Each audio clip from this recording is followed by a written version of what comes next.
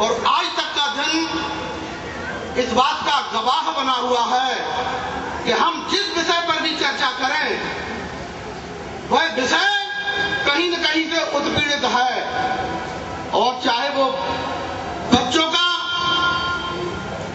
शोषण करने से संबंधित हो या अन्य वर्ग का। विस्तृत चर्चा में जाना नहीं चाहता हूं, क्योंकि सीडीओ साहब बैठे हुए हैं। हालांकि मैं पेशे से पत्रकार हूं, आज अखबार में ब्यूरो चीफ हूं। यहां पर पत्रकारिता क्षेत्र के जरिए मुझे आप तमाम लोगों के अनुभवों की जानकारी रहती है। राजद व्याकुल जी और हमारे दिनेश यादव जी, ये दो लोग जिन्होंने महत्वपूर्ण मुद्दे इन बैनरों के जरिए उठाए हैं, वे बधाई के पात्र हैं। मैं बधाई देता हूं दोनों संयोजकों को। मैं बड़ी बेबाकी से कह देना चाहता हूं, तो मर्यादा पुरुषोत्तम के चरित्र से संबंधित रामायण के रचयिता बाबा तुलसीदास जी ने साफ साफ लिखा था कि पर उपदेश कुशल बहुत तेरे। आज हम बाल श्रम की बात करते हैं और बाल संरक्षण की बात करते हैं। मैंने देखा है कि इस मंच पर 5 तारीख से लेकर के और आज तक माननीय सीडीओ साहब बच्चों से संबंधित जितने कार्यक्रम संपन्न हुए हैं, उन सभी कार्यक्रमों में बच्चों के अधिकारों का हनन किया गया है, बच्चों का उत्पीड़न हुआ है। इस तपती हुई दोपहरी में और उमस भरी रात्रि के समय भी इस मंच पर नन्हे बच्चों ने आकर अपनी कला का प्रदर्शन किया है। लेकिन मैंने देखा कि यहां पर नाश्ता चुगने वाले लोग और वे संयोजक जो अपने आप को बहुत बड़ा धन्य समझते हैं, ये नुमाइश और नुमाइश का जलवा देखते देखते मुझे भी 20 वर्ष होने जा रहे हैं। बच्चे एक एक घंटे तक, पौन घंटे तक इस चिलचिलाती धूप में डांस करके, जहां उनका लेकर हेड़ी तक का पसीना निकल जाता है, बच्चे चक्कर खा जाते हैं और प्रतिस्पर्धा में बैठे जजेस जो अपने आप को जज कहते हैं, और यहां मंच से उनको बार बार 100 बार नाम लेकर के उनकी सराहना की जाती है। वे लोग उन बच्चों के अधिकारों का ध्यान नहीं रखते, और जब बच्चे अपने घर को जाते हैं, विदा लेते हैं, तो यहाँ बैठे हुए संयोजक कह देते हैं कि उनका पारितोषिक बाद में घर से बुला के दे दिया जाएगा। ये कहां का न्याय है?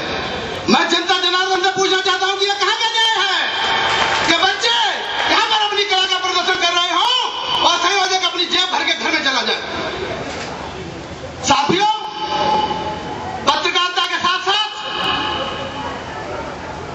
हम मानवाधिकार की लड़ाई भी लड़ते हैं। यहां पर मैं ह्यूमन राइट वॉच सोसाइटी का जिलाध्यक्ष भी हूं। ऐसा नहीं है कि इस क्षेत्र में ही उत्पीड़न होते हो। साथियों, मैं जिस क्षेत्र में जुड़ा हूं, पत्रकारिता, वहां भी उत्पीड़न है। मैंने अगर सही घटना लिख के भेज दी और वो संपादक की डेस्क पर पहुंच गई, तो सीडीओ साहब अगर किसी माफिया के खिलाफ है तो वो माफिया लग्जरी गाड़ी काले सीधे वाली लेके पहुंच गया, संपादक जी के कार्यालय में वो खबर नहीं छपेगी जो मैंने भेजी है। इसी तरीका से यहां पर जो लफर गुट्टे होते हैं, दो टूक कह देना चाहता हूं, डॉक्टर कश्यप बैठे हुए हैं, तमाम मेरे साथी बैठे हुए हैं जो जानते हैं कि सही बात कहने वाले लोगों का एटा में अकाल हो गया है। आज सिर्फ और सिर्फ मक्खनबाजी और चमचागिरी करने वाले लोगों को मंचों पर स्थान मिलता है। और इनके निस्वार्थ भाव की लड़ाई को किस व्यक्ति ने इस जिले में वो आंदोलन खड़ा कर दिया कि जिन लोगों को यह पता नहीं था कि हमारे क्या अधिकार हैं, वो जन सूचना अधिकार टास्क फोर्स के जरिए जगह जगह बैनर लगा करके, झंडे लगा करके, अधिकारियों के धक्के खा करके इस आदमी ने लड़ाई लड़ी। में बधाई देता हूं।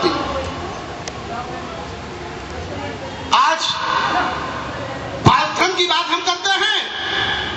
मैं यहां पर 24 न्यूज चैनल का ब्यूरो चीफ आगरा जोन का हुआ करता था। एक बालश्रम की मैंने घटना भेज दी, और यहाँ एक है तो चाय के होटल वाला, लेकिन वह करोड़पति आदमी है। जब खबर चल गई तो उस समय के जिलाधिकारी बहुत तेज तर्रार और ईमानदार थे। कार्रवाई हुई, उस बच्चे को वहां से निकाल दिया गया और अगले ही दिन चैनल से भी मुझे निकाल दिया गया। जब मैंने यह देखा तो मैंने कहा कि हमारे पुरखों का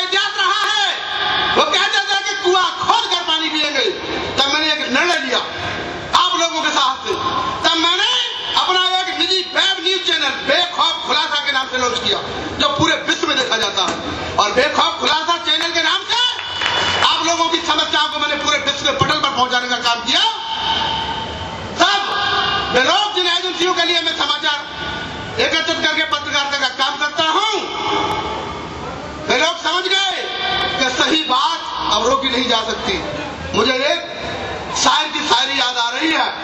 सीडीओ साहब बैठे हुए हैं, इसलिए बधाई देता हूं। यहाँ जो अधिकारी बैठे हैं कि इतनी देर तक तो अधिकारी बैठते ही नहीं है, और जब मालूम पड़ जाए कि बिशनपाल सिंह चौहान बोलेंगे, हालांकि सीडीओ साहब से मेरा कोई अच्छा परिचय नहीं है। सन 2000 में मैं यहाँ ब्यूरो चीफ नियुक्त हुआ आज अखबार का, लेकिन अक्सर अधिकारियों से सीओ साहब हमारे बहुत अच्छे हैं, मुझे कभी जरूरत नहीं पड़ी कि मैं उनको परेशान करता।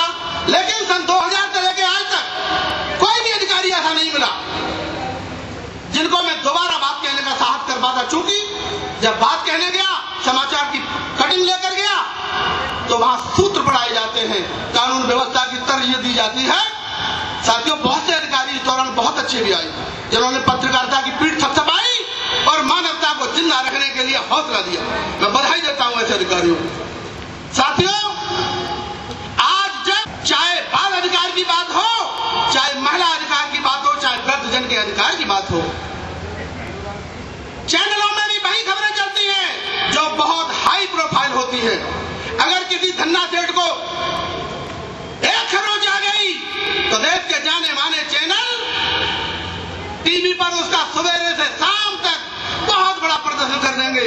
और गांव में रहने वाला किसान जो अन्नदाता है, जो लोगों को जिंदा रखने का काम करता है, अगर उस किसान की बिजली के करंट से मौत हो गई तो वो चैनल वाले उसे लो प्रोफाइल कहते हैं गांव का व्यक्ति है, वारी पत्रकारिता। क्या बात है।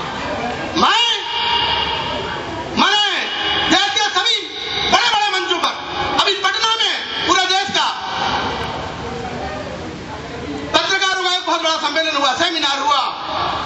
मैंने उसमें जब ये बात उठाई तो 40% लोगों ने तो मेजे थपथपाई, लेकिन 60% वही लोग जो धन्ना सेठों की टेबलों से चुपके हुए थे, उनके हलक सूख गए। साथियों, उनके हलक सूख गए। और बाद में मेरा मोबाइल नंबर नोट करके फिर कहा कि अगर आपको पत्रकारिता करनी है तो ये सब बातें मंच से नहीं कहनी चाहिए। मैं समझ गया उनकी बात को, और सम्मान समारोह होने से पहले मैं वहां से खिसक लिया। मैंने कहा अब बिशनपाल सिंह चौहान एटा जैसे जिले में पत्रकारिता करने वाले लोगों को इस मंच पर मुझे लगता है कि कोई अच्छा स्थान नहीं बचा है। मैं भाषण पर आता हूं, मैं आपका समय ज्यादा ले रहा हूं, क्षमा चाहूंगा, आप लोगों से माफी चाहूंगा सदन से। भाषण आज बच्चों की जहां उम्र पढ़ने लिखने की है, वे बच्चे धकेल खोमचा की दुकान पर मैंने धोना बटोरते हुए देखे हैं। वे बच्चे चाय के होटलों में कप धोते हुए देखे हैं। एक भी यहां पर मेरे जिले में इतने समाजसेवी हैं कि हर बिजली के लट्ठे पर आपको समाजसेवी लटका हुआ मिल जाएगा, लेकिन कोई समाजसेवी और उस किसी भी समाजसेवी की निगाह उन तड़पते हुए बाल जीवन की ओर नहीं गई। आज जितने भी समाजसेवी हैं कहीं न कहीं स्वार्थ में डूबे हुए हैं, और वो खर्च कहां कर रहे हैं? जहां उनका स्वार्थ सिद्ध होगा। आज गरीबी की तरफ और बाल अधिकारों की तरफ किसी का ध्यान नहीं है। मैं कहता हूं कि ऐसे लोगों को जो थोड़ी बातें करते हैं, थोड़ी जनसेवा की टीमें हाँकते हैं, ऐसे लोगों को तो चुल्लू भर पानी में डूब करके आत्महत्या कर लेनी चाहिए। बधाई दूंगा राजेश व्याकुल जी और दिनेश यादव जी को, जिन्होंने ये मंच सजाया है। आज इस मंच पर अधिकारियों ने अपनी बात कही, बिस्तर से अभी एक साहब बोल के गए, बिस्तर से जानकारी दी। यह जितना खाका उन्होंने बताया, जब ये सारी चीजें पूरी हो जाएंगी तो मुझे लगता है कि मेरा देश महान हो जाएगा। उस वक्त मेरा देश महान हो जाएगा। अभी भाई के बहन थे एटा में, और यहां पर सत्यापन कराया गैस के कनेक्शनों का। साथियों, आप जानते हैं कि वे लोग जो सत्यापन कर रहे थे कितने अच्छे लोग थे। बैंक कनेक्शन जिनके, मैं यहाँ पर मान्यता प्राप्त पत्रकार रहा हूँ सन 89 से लेकर 97 तक, और दुर्भाग्य से 97 में मैंने एक खबर लिख दी कि लाइसेंसों की बाढ़ में, कानून भाड़ में, नेता की आड़ में, पुलिस जुगाड़ में। तो कप्तान साहब ने 302 के एक मुकदमेंट मुझे दिया, मेरी मान्यता फिर नहीं रही। मैं बिना मान्यता के पत्रकार हूँ सन 97 से लेकर के आज तक।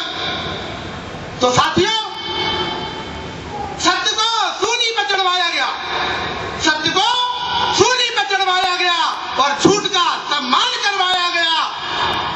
सत्य को सूली पर चढ़वाया गया और झूठ का सम्मान करवाया गया, और सत्य को सूली पर चढ़वाया गया, झूठ का सम्मान करवाया गया। कहता हूं, ज्यादा समय नहीं लूंगा कि अगर आपके बीच में बैठ करके आपकी बात न कहूं तो एक बहुत बड़े शायर ने लिखा कि तवारीख के सफेद यह सदा आई, उर्दू का शब्द है तवारीख, तारीख कहते हैं उसको। तवारीख के सफेद यह सदा आई कि लम्हों ने खता की और सदियों ने सजा पाई। डॉक्टर साहब, लम्हों ने खता की और सदियों ने सजा पाई। साथियों, गरीबी की बात मैं आप तक पहुंचाना चाहता हूं। जौहर कानपुरी ने लिखा कि तुम्हारी राह में मिट्टी के घर नहीं आते, तुम्हारी राह में मिट्टी के घर नहीं आते, और इसीलिए तुम्हें हम नजर नहीं आते, इसीलिए तुम्हें हम नजर नहीं आते। तो ये हाल जिसने गरीबी का दर्द देखा हो, गांव के किसान की फटी हुई बीमारी का जख्म देखा हो, तड़पती हुई दोपहरी में उसका चूता हुआ पसीना देखा हो, और जब उसे क्वार की रात अंधियारी में बाजरा की फसल में सांप काट लेता हो, तब उसके परिवार का दर्द देखा हो, वे लोग इस बात को समझ सकते हैं। वो लोग आलीशान बंगलों में और एसी की हवा खाने वाले लोग इस गरीबी को और अधिकारों को नहीं समझ पाएंगे, ऐसा मेरा निजी अनुभव है। अब मैं आपका ज्यादा समय नहीं लूंगा। जनगणना की बात अधिकारियों ने कही और सूचना के अधिकार की बात तो लगभग सभी लोगों तक पहुंच चुकी है। बस मैं इन्हीं शब्दों के साथ एक बार पुनः आप सभी लोग जो बहुत इम्तिहान से इन सारी चीजों को सुन रहे हैं, विचारों को सुन रहे हैं, बधाई के पात्र हैं, मंच पर बैठे अधिकारियों को बधाई दूंगा कि वे लोग आज पूरे समय तक यहाँ पर मुझे दिखाई दे रहे हैं, और इस कार्यक्रम को सजाने संभालने वाले दोनों संयोजकों का बहुत बहुत धन्यवाद। धन्यवाद, बहुत बहुत धन्यवाद भाई।